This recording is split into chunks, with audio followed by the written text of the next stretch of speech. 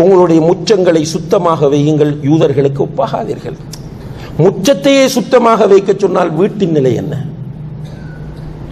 ரசூல் ஸல்லல்லாஹு அலைஹி வஸல்லம் அவர்களுக்கு கொஞ்சம் தான் ட்ரெஸ் இருந்தது, இருந்தாலும் நீட்டா ட்ரெஸ் பண்ணுவார்கள், அழகாக தலை வாருவார்கள், தலைக்கு எண்ணெய் போடுவார்கள், நல்ல அந்த சீப் அத்தர் யூஸ் பண்ண மாட்டார்கள், நறுமணம் மிக்க அழகிய அத்தர்களைத்தான் யூஸ் பண்ணுவார்கள்.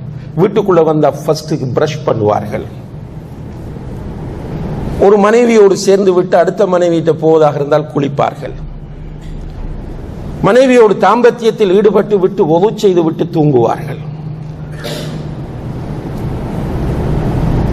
பொதுவாகவே தூங்குவதற்கு முன்னால் ஒது செய்து கொள்வார்கள். எந்த நேரமும் ஒதுவோடு இருக்க முயற்சி செய்வார்கள். இதெல்லாம் ரசூலுல்லாஹ்வுடைய சீராவை பேசிவிட்டு போவதற்காக வந்த செய்திகளா, அல்லது ஈமான் கொண்டவர்களே அல்லாஹ்வுடைய தூதரிடத்தில் உங்களுக்கு அழகிய முன்மாதிரிகள் இருக்கின்றன, எடுத்துக்கொள்ளுங்கள் என்று நமக்கு சொல்லப்பட்ட அட்வைசஸா?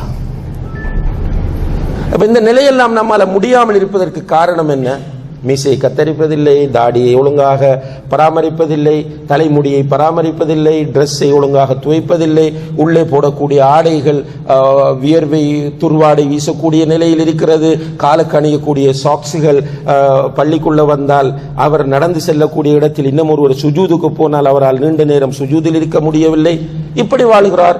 ஆனால் அவர் தாவா களத்தில் மிக முக்கியமான ஒருவராக இருக்கிறார் என்று சொன்னால் எப்படி இந்த சமுதாயம் முன்னேறும் என்பதை நம்ம சிந்திக்க வேண்டும்.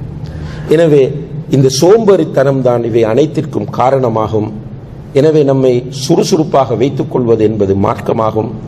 அதிலும் குறிப்பாக இபாதத்துக்களுடைய விஷயத்தில் சுறுசுறுப்பை நாம் பேண வேண்டும்.